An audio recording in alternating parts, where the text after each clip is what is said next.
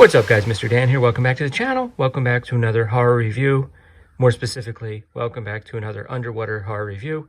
Even more specifically than that, if you can believe it, welcome back to another underwater horror movie review from the year 1989, having just reviewed the film Leviathan a few months ago on the channel. So, of course, today we're talking about DeepStar Six. There is actually a third one that I guess could fall into the category, and that would be The Abyss, which more or less dealt with aliens. Kind of a science fiction film. These two films, the other two are pretty much straight up horror. As you can see, the tagline there says, "Not all aliens come from space." Of course, they're referencing a number of science fiction films that were popular at the time. And this film is notable for having the inclusion or the creative forces behind the original Friday the 13th involved. Some of them, namely director Sean Cunningham and the composer Harry Manfredini.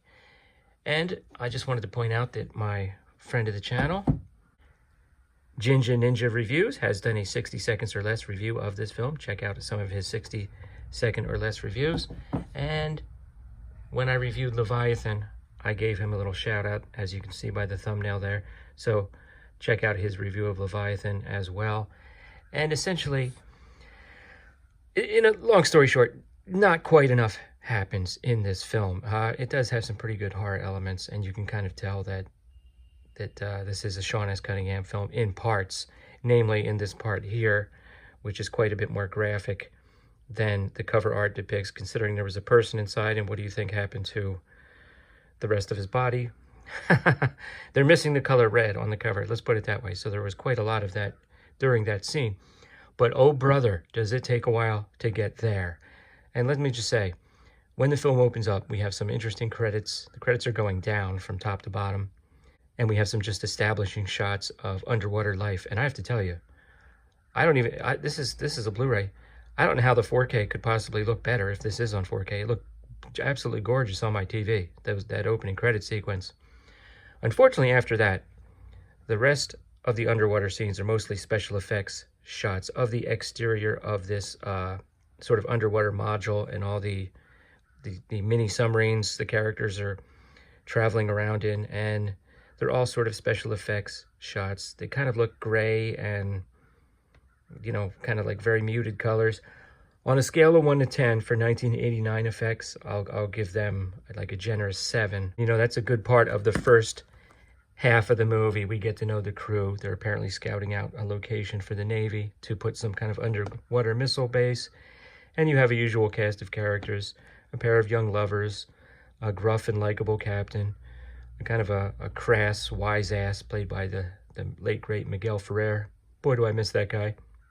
And some of the characters almost correspond with some of the characters in Leviathan. You know, the Daniel Stern character kind of corresponds with the Miguel Ferrer character.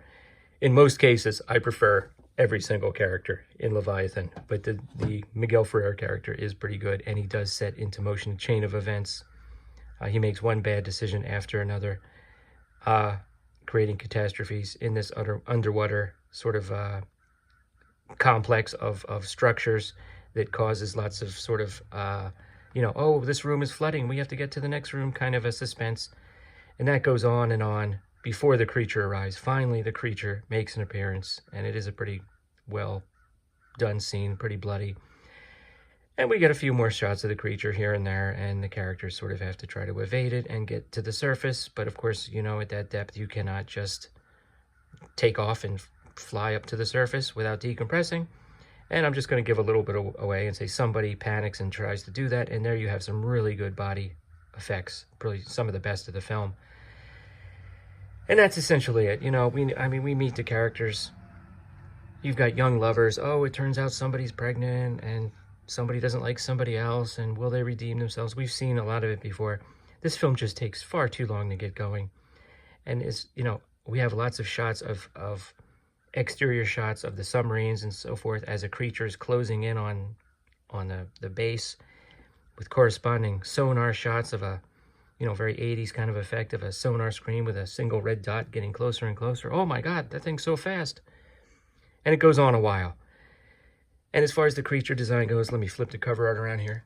It's okay. It's pretty good. You know, when we finally see it, It doesn't really do as much as the creature in Leviathan. It doesn't really change or evolve. There is kind of a weakness.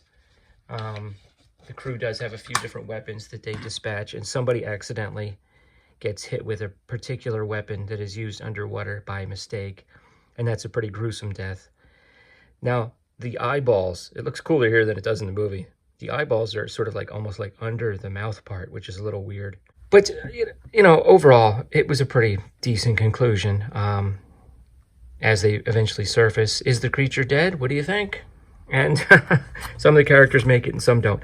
Pretty much everything about this is a notch below Leviathan, which of course is a notch below many of the classic sci-fi horror films like The Thing and Alien from the era.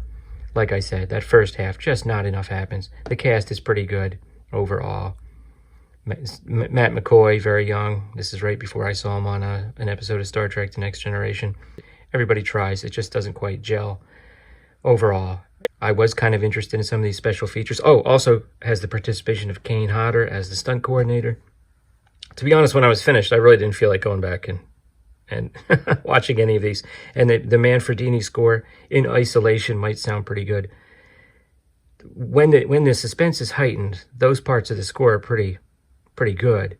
Maybe not that memorable or his best score, but when you have these slower points with just dialogue, it seems like the volume is up too loud, and the background sort of score just goes on too long and is too repetitive. I don't know if that was all his choice or what have you, but didn't love all of that. I satisfied my curiosity. I watched it.